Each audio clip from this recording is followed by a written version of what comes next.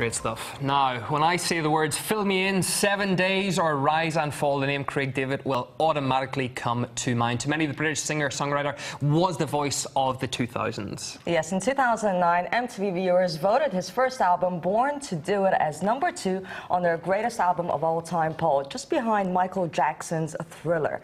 Now, a sixth studio album is now on the cards, and we are delighted to say that Craig David, the man himself, is in the building. I can't believe I'm saying it. Hello. How are you? Good. How are you doing? How is Russia? Why are you here, by the way? I mean, I've got a lot of friends here on one side, so it was kind of one of those business, music, and enjoy some of the time here, because obviously being summertime as well, a lot of people have been out town. They kind of ended up in Monaco or Turkey or somewhere close by. But for me, I had like a new song that I've been working with an artist from here, DJ Smash. So we got a song called Good Time that's going to be coming out in summer, the end of summer, sorry. And now I'm just in the place where I'm enjoying the city, and I think for me it's like it took a little while to understand Moscow. Okay. And to understand how it sort of functions, but now I've sort of found my ground, and it's probably one of my favourite cities. Oh wow! Really? Yes. Why? Why would you say? Do you know what it is? Because it's a real culture difference for me. You know, I feel like it's a bit of escapism from what I expect when I'm in London or I live in Miami now. I just feel like I can kind of do things slightly differently. People sort of recognise, but because there's such a language barrier sometimes, it's almost people are a little bit afraid to kind of step to you and say any conversation, because they feel like they can't really get across. I mean, yeah, a couple of photos here, there, and if you're in the middle of Red Square like I was a few days ago, yeah, you're going to get a few people coming up. Yeah, you know what? I thought it was appropriate, you know, for the show. Absolutely. But I'm enjoying like embracing the whole culture, and not only that, but being here. I think it's important for artists nowadays, especially international artists, to come here and be part of the culture and the scene, because I think to come in because you've got a new single or a new album, quick wave concert and go home is kind of the attitude that a lot of international artists have. And I know that if you're not here and in with the people, they don't really believe it. They're like, oh, okay, we're not stupid. We know what you've come for, you know. So. Absolutely. Now, you say you're working on that new song with DJ Smash. DJ Smash, yeah. You've been doing a lot of collaborations down the years, a lot of big names involved. But do you really enjoy that, or are you down to get back to doing your more individual stuff as well? Do you know what I mean? I've got a new album coming out next year, start of next year.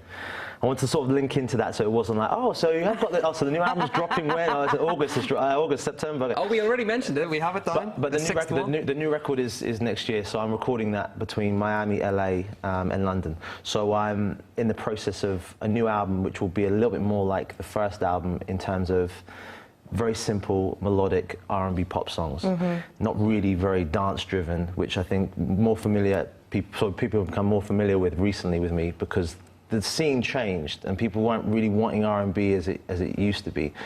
The Bruno Marses of this world brought it back into the mix. I feel like R&B is very much on its way back, and people want songs again. So I'm very excited about that. Yeah, because a lot of people want the old school R&B back, but they don't seem to be able to find it, because all the new artists that are coming out, they're bringing a new vibe, a new flavor to it. So you're saying, so maybe we'll see a little bit of that old school R&B back? Yeah, you know what it is? Oh, for sure. I mean, I'm R&B pop at heart. I mean, people thought I was very much a garage artist when I started off with Artful Dodger, with Rewind and Fill Me In. But I was writing songs like Walking Away and Fill Me In 7 days, and then on to Rise and Fall with Sting, which are very R&B pop led. But I just felt like sometimes your radio and what's being played on TV dictates kind of what artists are able to make. You've seen the Chris Browns, the Ushers of this world, Neos, all R&B artists at heart, but kind of having to verge onto a dance scene because that's what people wanted. Rihanna. But then when the time's right, they're like, okay, cool, we can get back to what we do, you know? Yeah. I can kind of see that come 2014, R&B will be dominating the charts again like it did maybe 2-3 years ago. It's like always a cycle with music, you know? People want dance music and they're like, okay, we've had so much of this, what's the next thing? There'll be rock, and then there'll be back to pop, and then there'll be R&B, so R&B's on its way back. Now, just before you came in, we ran a segment with our Mr. Three-Time Universe, Alexander Nevsky. You're massive into fitness. We know that. We've all seen the pictures, especially the girls, I think. Just tell us how that kind of developed, and maybe give us a few tips as well. You know what? I was just a very overweight kid growing up. Like, before I got into the music industry, up to the age of maybe 15, I was just a fat kid. I was eating food like crazy. I'd come home from school, I'd be eating like any dessert that was in the fridge before my mum had a chance to even like cook me my like dinner. I'd eat the dinner and then go back and have another dessert and sort of wonder why I was putting on so many pounds of I've fat, seen the photos. There you go. So for me, it was like it's been a transformation, and I've tried to. I don't want to preach to people because I feel like people sort of feel like, well, who are you to tell us? But when I show people pictures of me when I was 13, 14 years old, and I mean I was an overweight kid, people are like, who's that? I'm like, that's not you, Craig. I'm like, and then you see the pictures of how I've been able to transform and just be focused with my diet. Eating clean, train dirty is my philosophy that I've been pushing out there. And then it just shows you that, you know what, if you put your mind to it, your body will follow in anything you do. So I have a lot of respect for the Mr. Olympias of the world, the bodybuilders who are able to dedicate their lives, because it's not easy. It really isn't. When you're eating that focused and going to sleep and training so hard, and people always said, yeah, well, it's drugs. Even if you're taking drugs or you're not taking drugs, you still have to go to the gym and work extremely hard. And making albums at the same time. And that's what I'm saying. So for me, I'm not Mr. Bodybuilder. I like to keep in shape. But at the same time, music is my thing, but it's nice that you can kind of mix it up. You don't have to be the overweight rock and roll. I've got six-pack, but I didn't let that six-pack flow because I had to be the artist, so I couldn't really say to the gym. I sort of believe you can do everything at the same time. But here's an interesting question. So how much do you think, what percentage is it talent and appearance? Would you say? Do you know what I'd like to say? That things have changed. There's exceptions to the rule. Suzanne Boyle, exception to the rule. First, when everyone looked, they were like, who's this lady? She came with that amazing voice. And even to a degree, Adele's beautiful, yeah? But they say, well, she's a bit overweight, but then as soon as she sings, and the charisma and her attitude, you're a star, and you've got the songs to back it up. So there are exceptions to the rule, but sex does sell. And people tend to be like, wow, you look great, and the talent comes a little bit after that. I'm all about let the talent prevail, and I was very aware of that when I was growing up as a kid. I didn't want to be the fat kid that people sort of said, yeah, well, if he just lost a bit of weight, he could have really been that guy. And I was like, you know what? Okay, maybe this is a little bit of the ego and dealing with how society's unfortunate fabrication of how people should be, but I'm going to jump into this, get myself to a point where I'm not crazily ripped and bodybuilder style. I'm just what you say normal, you know? And I was able to do my thing, and people never really said anything about my physique. They were just like, okay, this kid sings. And then now they sort of like see a few muscles and they're like, okay, you've been working out. I was like, yeah. And it feels good, I bet. I tell you what, one of the things that people may associate you with, for good or bad, were the Beau Selective sketches with Lee Francis. Now, you spoke out before that some years ago that they did hurt you when they first came out, etc. Looking back on that time now, what's your views on that? Yeah. Do you know what? To be honest, at the time, I was part of the rest of the people watching the show. So I watched it and actually thought it was actually quite funny. It was only when it started to turn to a very cult following that when you hear the same thing being said to you again and again, your name being like called out in a northern accent, you're like, okay, this is getting a little tiring. And then you start to see that it's the shift of people's attention from the music onto this caricature of you. But looking back in hindsight, it's very easy to try and rewrite history.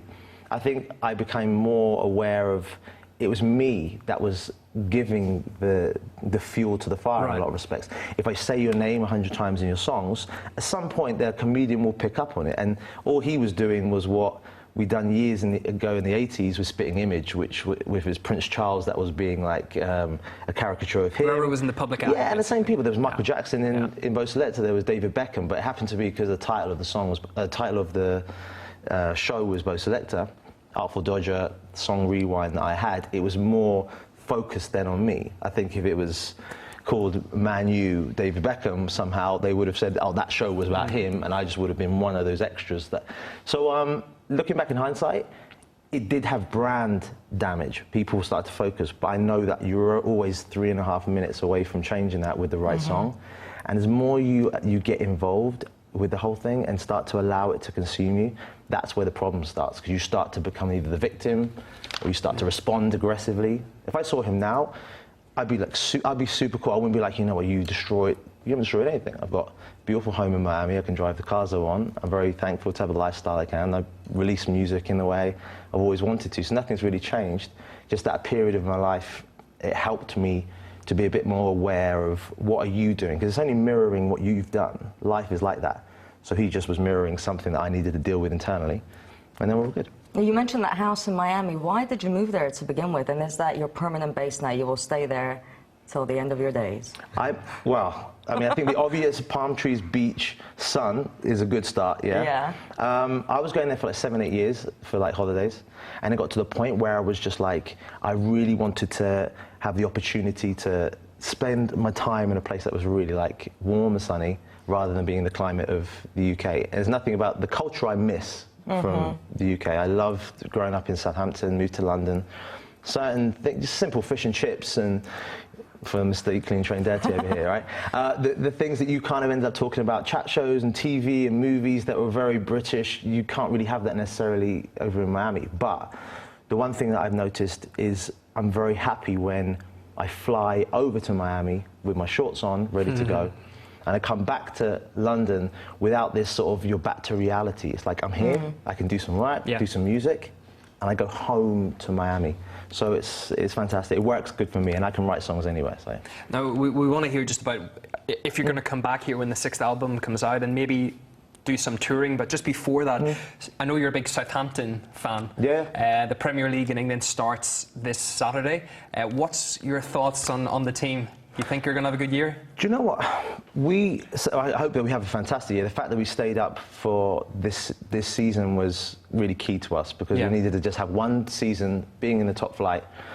We always bring the great players through. If it's not Gareth Bale, if it's not Theo Walcott, you know, they all sort of come through our doors, and then we can't hold on to these guys, and they go on. But this year, I think we'll definitely hold up. Hopefully, we'll be the top half of the table. That would be a result for us. Give us a prediction, because we want to get you back here next year. Okay, when you'll get me back in here, we're like fighting for like relegation spots to try and get out. Okay, I'd say that if we could get like 7th or 8th in the league, or by the time I come back on here, we're 7th or 8th, which hopefully will be a couple of months. See, we'll be back here. We'll be in that place. We may be top of the league first game. You never know. We bang in 5-0. We could be. You see Southampton top of the Premier League for the first time. You'll be like, this is a good look. Freeze frame that. And that's all you need. That's all you need. Me and my Southampton shot top on, 5-0. Southampton top of the Premier League, we're good. Or how good would it be if you came back to Russia, because they got into Europe and they were playing Spartak Moscow or the likes of that? That's a trip back for you as well. That would be an interesting one. Yeah. So your album though comes out, because you know me and sports is just we don't really get along. But your album comes out, you said in September, was it? No, we got a new song with DJ Smash, which is big DJ who's here in Russia. At the end of summer, we've got that. It's called Good Time, collaboration together. So is that going to be in English completely, or a few Russian words thrown into the mix? No, it's English. Completely. But yeah, it's completely. But we're going to do the video here in Moscow. So that's going to be in the next couple of weeks. I'm going to be back here again. So you might have to sort some of your reporters to get them down there so they can get a bit of footage of what's going on there. But I wanted to do it in Moscow, and maybe do some of the obvious, the Red Square. Probably be interesting if we can get anywhere near the Kremlin to do something there.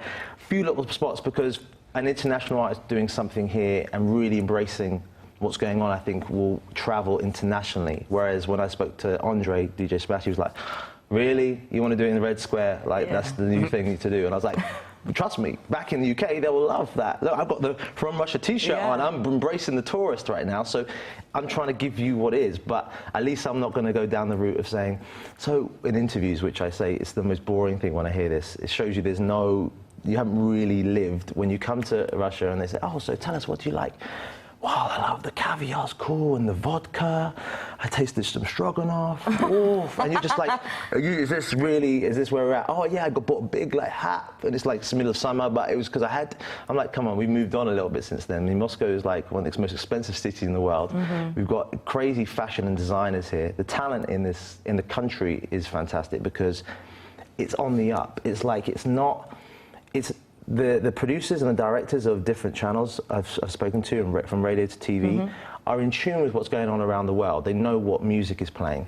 But talent-wise, obviously, because the transition from the Soviet Union to having a democratic country, people are still like, they haven't been found yet, and there's so much talent musician-wise that is on the up. The classical orchestras you have here is the best in the world. I mean, and there's some really talented, undiscovered people who are coming through. That's why I wanted to spend more time here, because it's like, it's a dark horse when it comes to music. People don't quite know, and there's like some things here that were going to surprise people when they really come out of the woodwork. I just personally think that there's not enough R&B and hip-hop here in the country. I know that a lot of people love it, there's demand for it, but there's nothing here to satisfy that need. That's why I'm so happy you're here, and you'll be coming back. I'm going to try and pull them out from the outskirts, you know. It's expensive to be in the city, and I think that's hopefully the YouTubes of this world, and being able to upload your own videos and stuff will give the kids the opportunity outside of Moscow and St. Petersburg and the obvious places, cities, to get their music seen, because if you're way deep, to get here and then to be seen, it's very difficult. Absolutely. So.